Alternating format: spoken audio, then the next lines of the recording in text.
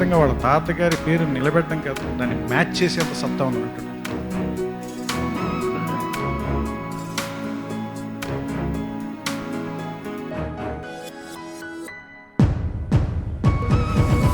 సత్తైన మంచితనం లేకపోతే ఎంతమంది ఎందుకు ప్రేమిస్తారు? ఇది బహుశా నిలువెత్తు మంచితనం అయి ఉంటుంది, అందుకని ఎంతమంది అభిమానులు ఉన్నారు. ఏంటయ్యా ఇది? ఒక మనిషిని ఆరాధిస్తే ఇంతలా ఆరాధిస్తారా?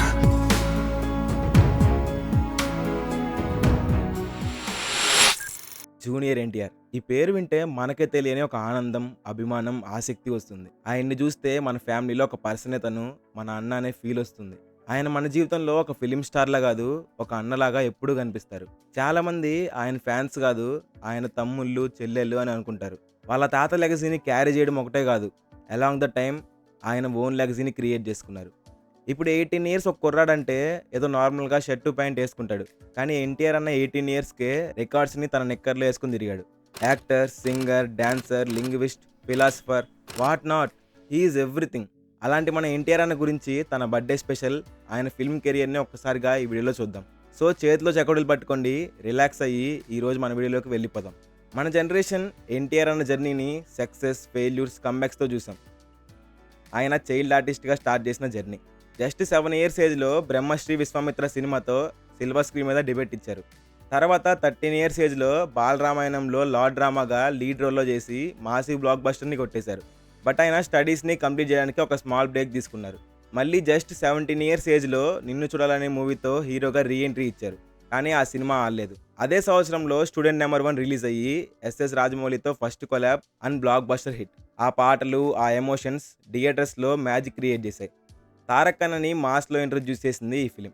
తర్వాత సుబ్బు సినిమా వచ్చింది, అది కూడా యావరేజ్గా మిగిలిపోయింది. నెక్స్ట్ ఇయర్ గ్యాప్ లేకుండా ఆది మూవీ దింపారు. నందమూరి ఫ్యామిలీ స్ట్రాంగ్ జోన్ అయిన ఫ్యాక్షన్ సినిమాల్లో ఎన్టీఆర్ అన్న సినిమా చేయడంతో ఫ్యాన్స్ పండగ చేసుకున్నారు. జస్ట్ ఆ జనర్లో సినిమా చేయడం ఒకటే కాదు, ఆ రోల్లో యాక్టింగ్ కూడా ఎరగదీశారని చెప్పాలి. మళ్ళీ బ్లాక్ బస్టర్ కొట్టేశారు. అదే ఇయర్లో అల్లరి రాముడు సినిమాతో వచ్చినా అది కూడా అంతగా ఆడలేదు. మళ్ళీ ఒక ఫ్లాప్ నుంచి బయటికి రావడానికి రాజమౌళి గారితో ఇండస్ట్రీ హిట్ కొడదామనే ప్లాన్తో వచ్చారు. 2003లో సునామీలా సింహంని థియేటర్స్ మీదకి వదిలారు. ఆ సింహమే సింహాద్రి మూవీ. థియేటర్స్లోకి వచ్చి రాగానే ఇది సృష్టించిన విధ్వంసం ఇలాంటిది కాదు.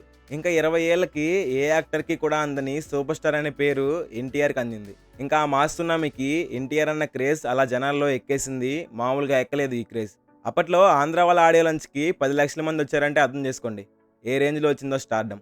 ఇంకా ఆది, స్టూడెంట్ నెంబర్ 1 అండ్ సింహాద్రితో 19 ఇయర్స్ ఏజ్లోనే 3 ఇండస్ట్రీ హిట్స్ని చూశారు ఎన్టీఆర్ అన్న.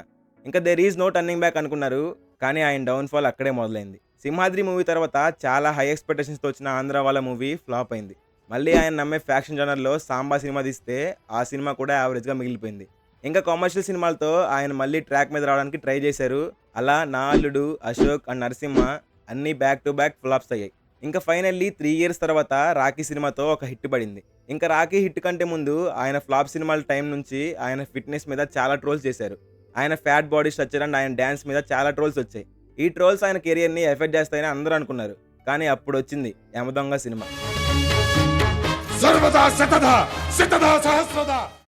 రాజమౌళి గారు ఎన్టీఆర్ గారికి యమదొంగ స్క్రిప్ట్ చెప్పాక ఎన్టీఆర్ గారిని వెయిట్ లాస్ అవ్వాలని చెప్పారు. ఇంకా ఎన్టీఆర్ గారు తన ట్రాన్స్ఫర్మేషన్స్తో ట్రోల్స్ అన్నిటికీ సమాధానం చెప్పేశారు. ఆ సినిమా ఆయన కెరియర్లోనే ఒక మైల్ స్టోన్. సినిమాలో ఒక కొత్త లుక్తో పాటు ఆయన చేసిన డ్యాన్స్కి హేటర్స్ అందరూ సైలెంట్ అయిపోయారు. ఇంకా అదే సినిమాలో ఆయన బ్లాక్ బస్టర్ యాక్టింగ్ని ఎవరైనా రీక్రియేట్ చేయాలన్నా 100 సార్లు ఆలోచించేవారు. సినిమాలో ఆయన చెప్పిన ఏమంటివి అనే డైలాగ్ జాలు ఆయన యాక్టింగ్ బ్రిలియన్స్ చూపించడానికి.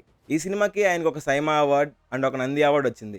ఇంకా యమదొంగ సక్సెస్ తర్వాత కంత్రి సినిమా జస్ట్ యావరేజ్గా మిగిలిపోయింది. అదే టైం అరౌండ్ ఆయనకి యాక్సిడెంట్ అవడంతో 1 ఇయర్ పాటు సినిమాలకు దూరంగా ఉన్నారు. ఇంకా యాక్సిడెంట్ తర్వాత ఆయన ఎలాంటి సినిమా తీస్తారని ఇండస్ట్రీ డౌట్లో ఉంటే కంబ్యాక్ వేరే లెవెల్లో ఉండిద్దని చెప్పి అదుర్స్ సినిమా దింపారు. అదుర్స్తో మళ్ళీ ఇండస్ట్రీని షేక్ చేసేశారు.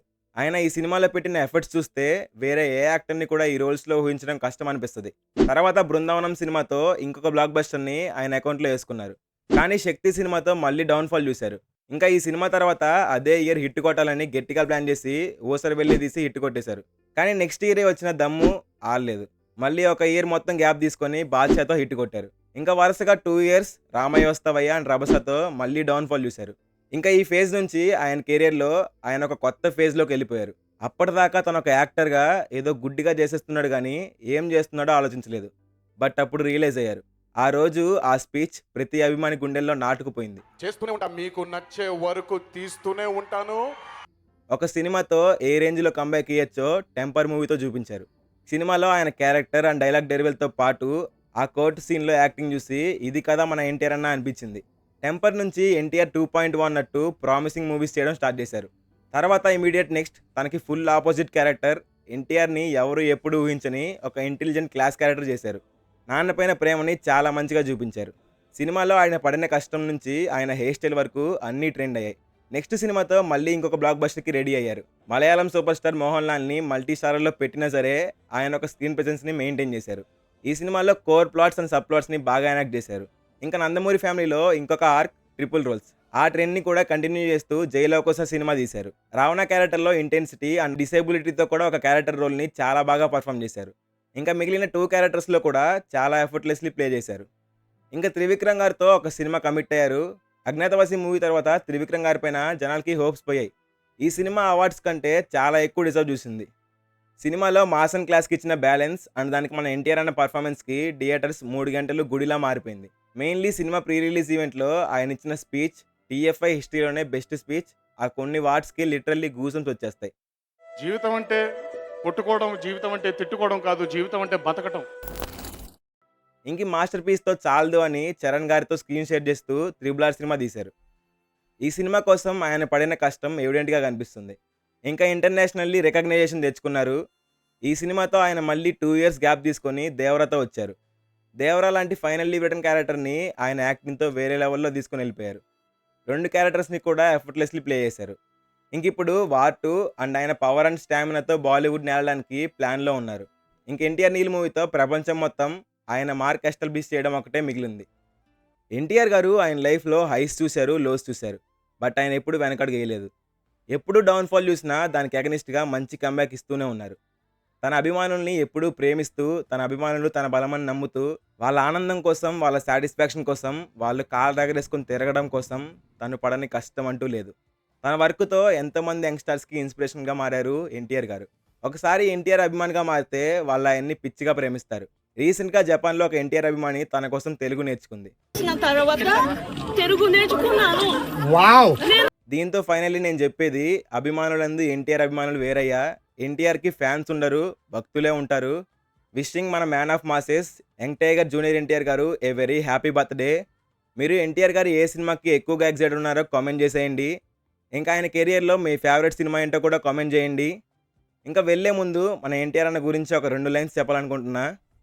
ఎంత పెద్ద బలం, ఎంతమంది సైనికులున్నా సరే ఆ యోధుడు ఒక్కడే పోరాడతాడు. సైన్యాన్ని వాడి కుటుంబంగా భావించి ఎప్పుడు వాళ్ళ తోడుగా ఉంటాడు. సైన్యం అక్కర్లేని యోధుడు, రాజ్యం అక్కర్లేని రాజు, వాడికంటే గొప్ప రాజు ఎక్కడా ఉండడు. సో ఇది గైస్ ఇవాల్టి వీడియో. ఈ వీడియో నచ్చితే లైక్ కొట్టండి అండ్ మీ ఫ్రెండ్స్‌కి కూడా షేర్ చేయండి. ఎక్కడి దాకా చూసారంటే మీకు ఈ వీడియో నచ్చే ఉంటది. Meet you in the next video. Until then take care. Bye by.